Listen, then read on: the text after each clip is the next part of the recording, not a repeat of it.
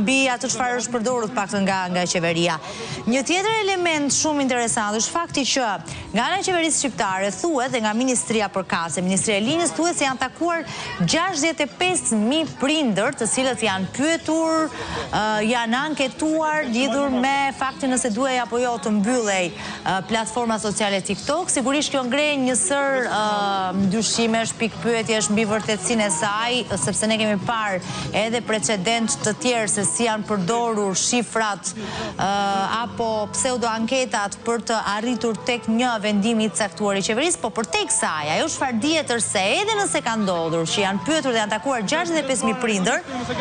asnjë përfaqësues i Ministrisë së Arsimit nuk ka denjuar ende disa muaj pas kësaj ngjarje të takoj qoftë edhe 5 minuta prindërit e Martin Canit, e atij të riu që u nda nga jeta në atë mënyrë brutale, duke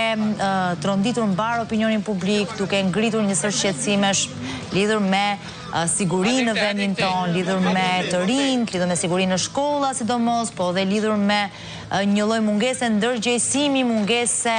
angazhimi nga ana e strukturave përgjegjëse, duke nisur që tek shkolla, që tek drejtoria e shkollës, tek punonësit social, tek mësuesit, tek oficeri i sigurisë e kështu me radhë.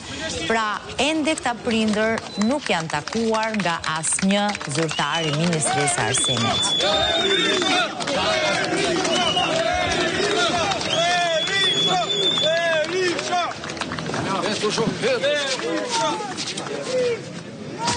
Ule pak.